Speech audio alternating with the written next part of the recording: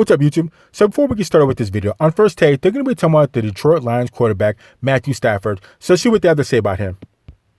Is Matthew Stafford overrated or underrated? He's overrated. I understand, like, say, well, how is he rated is the first thing you have to, but he's overrated. He's a good quarterback, but he's overrated. So how do we define overrated and underrated and all this stuff? Well, let's look where he was drafted and what the expectations are for someone like that.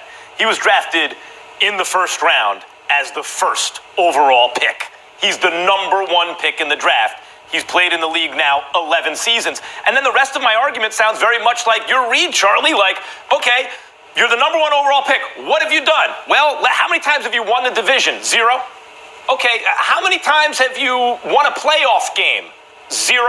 Well, surely that must be the product of the fact that you don't have enough good players around you. Have you ever been to a Pro Bowl? 1 as an alternate? 1 as an alternate. How are you paid? As though you're maybe the best quarterback in football, as one of the top 2 or 3 or 4 quarterbacks in the game. So it's not that he's not good, it's that those indicators, and by the way, we've always had top 5 arm talent in the NFL. Right. So actually, I've never really been too high on Matthew Stafford. So Stafford, it was a number 1 pick out of Georgia. And I think a lot of it might have to do with him playing with the Detroit Lions because the Lions have been trashed for a while. So the Lions, they went 6-10 last year. So Stafford's stats last year were, his QBR was 89.9. He passed for 3,777 yards. Pass touchdowns, he had 21. He threw 11 picks. So like I said, I don't know if it's because the Detroit Lions are trash or if, Matthew Stafford's trash or what. But I don't think he's been hyped up too much. I think his contract's hyped up. I never understood why he got a huge contract for doing really nothing in the league. He got a huge contract for doing nothing. I mean, they paid him off like he regularly makes the playoffs and he's won at least 1 ring. So I don't really understand that. I don't understand it all. But as far as him being overhyped, I don't think he's overhyped or overrated because I don't really hear too much talk about Matthew Stafford as being like an elite quarterback. So I think he gets the type of hype that he probably deserves because I don't hear him hyped up too much. But his contract is definitely hyped up. But let's continue. Here's to me that, like, your argument seemed to me like one that would be from somebody who is not on a show like this. Like, the requirement for us on a show like this is to go a little deeper and not just look at, like, those top-line numbers. If you watch him play, he's a very, very good quarterback. I'm not saying that he's Hall of Fame, and you mentioned that he was a number 1 overall pick. I agree that he's underachieved for number 1 overall pick, but the expectations change. The ratings change. So he may be he may be overrated for a number 1 overall pick, but the expectations have changed. And Since when have they changed? They went down because they haven't been very good. Since when? No, the expectations don't change, especially when you're a number 1 pick. You're expected to come in there and change the organization around. That's why you were the number 1 pick. You got a huge contract, and you went to the worst team. So the best player is going to go to the worst team, so you can turn it around and start winning with that team. So the expectations don't really change, no matter how long it's been there. Like I said, you were number 1 pick for a reason. So I wouldn't let him get off the hook with that. And like I said, he's being paid like he makes the playoffs regularly and like he's won a ring. I never understood that. And you can probably kind of say it's because of Detroit, but he has had a little bit of help in Detroit. Because I think, what was it, Megatron was his wide receiver for a while, and maybe 1 or 2 other players. So he wasn't completely alone in Detroit, even though Detroit's been trashed for a while. So I don't know. Let's continue.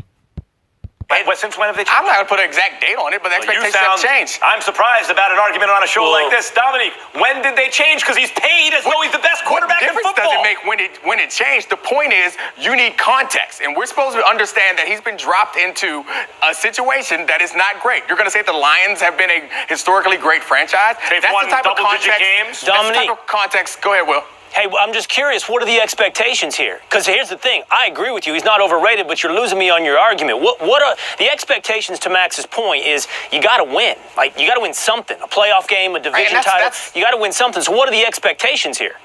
No, that's the argument. That's the type of stuff that I'm talking about where it comes out. You guys are smart enough to know that wins and losses are not determined by one position. Let's look at it. So if you're going to argue that he's not good because, or he's overrated because they haven't won a Super Bowl or they haven't won enough games, I think is an oversimplification. Okay, hold on.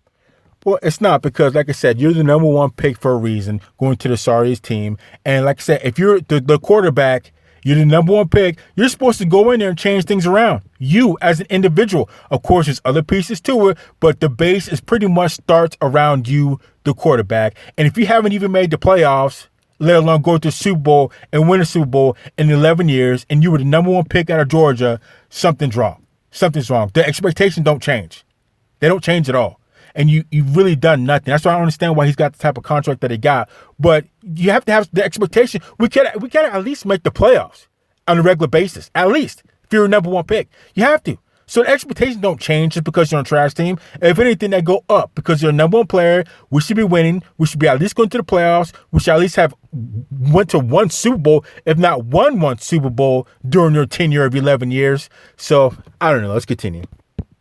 I'm asking you. I'm trying to pin him down on when. No, but here's the deal, Max. Here's the deal. I disagree with you. I'm with Dominique on this. I do not think Matt Stafford is overrated, but I acknowledge that you have a very compelling argument when you can boil it down to wins and losses, because over a decade, Matt Stafford has given you very little of it. But right now, if you're asking me, which quarterbacks can you have from the NFC North? I'd pick Matt Stafford second. It's Aaron Rodgers, then Stafford, then Cousins, then Trubisky. If you're asking me which quarterbacks in that division have the most questions about them, I think actually Stafford has the least. We know who he is, and I believe you can win with him. We need to see can Aaron Rodgers play with his new coach. We need to see can the Bears actually win with Trubisky, and we need to see if Kirk Cousins can push the Vikings over the hump. But I know that Stafford has a cannon for an arm.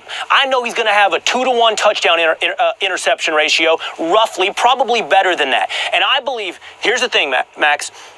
He reminds me, and hear it slowly now, he reminds me in a way of Tony Romo. Not as good as Romo, but if he were put in the right offense, an offense that relied on the running game and had Matt Stafford play within the confines of a somewhat conservative offense, I think Stafford is absolutely a quarterback you can win with.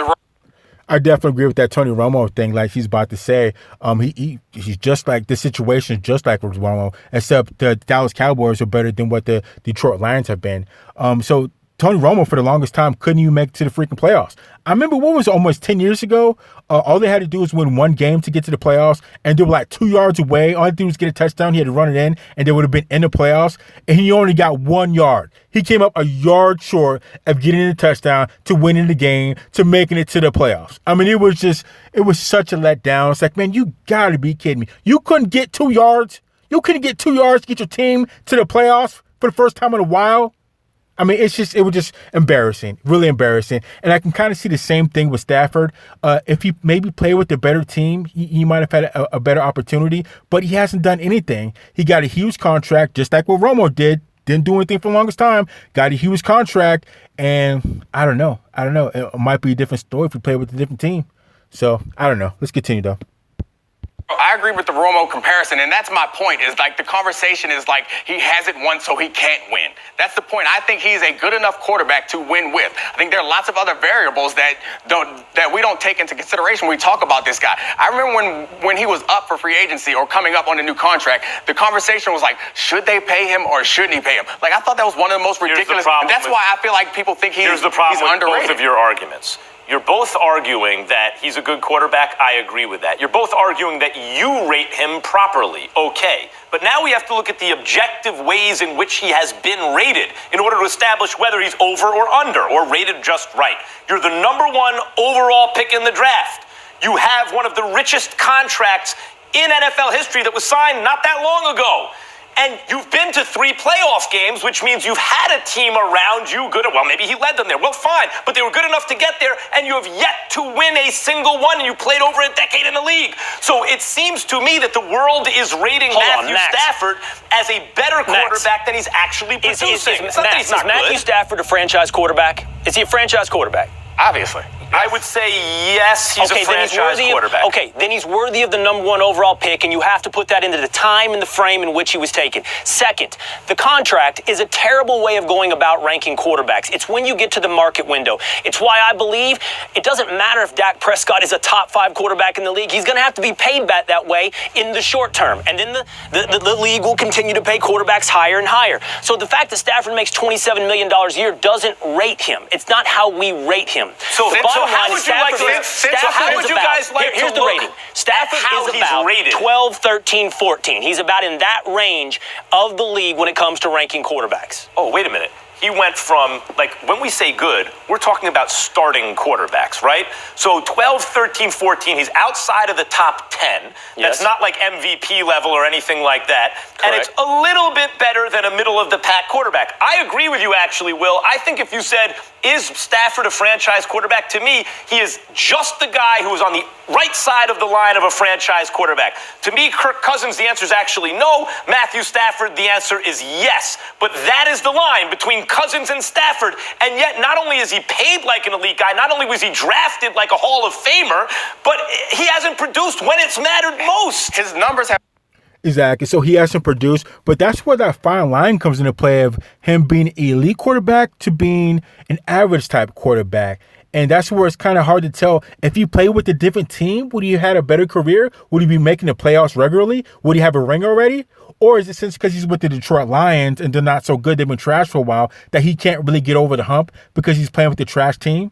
That's why it's kind of hard. It's kind of hard to figure out what is the result of what. And he's get this huge contract like he's, an elite quarterback.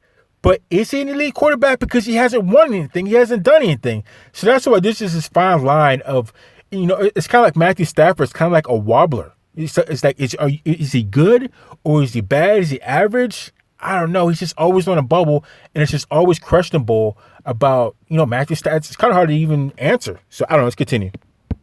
Been incredibly impressive since 2011. He hasn't missed a game. Only people who've thrown for more yards than him is Breeze, Ryan, and Brady. So he is up there. I'm just saying See that how he's rated? we People are not talk about him like that. No one does talk about him like that. That's Still. No, okay, Max. So I don't hear anybody talking about or hyping up Matthew Stafford, to tell you the truth. That's what I'm saying. I don't think he's really overrated. I think he's at where he should be at because he's not a super trash quarterback, but he hasn't won anything or done anything. But that said, is it because he plays for the Detroit Lions and he can't get over the hump? If he played with a different team, would he be better? You giving him a big contract like he's doing big things, but he hasn't. So it's kind of hard to figure out where Matthew Stafford kind of stands. He's like, it's a fine line of being elite to being average. I don't know. It's just kind of hard to figure out with Matthew Stafford. But let's continue. Sometimes only I'm talking about him like that. No one talks about him like that because he's not that good. Matthew Stafford has always been top 5 arm talent. If only he could put it together. No one puts Matt Stafford in the top 5 categories. Maybe when you slice the onion that thin of how good is his arm strength, but nobody puts him there. He's.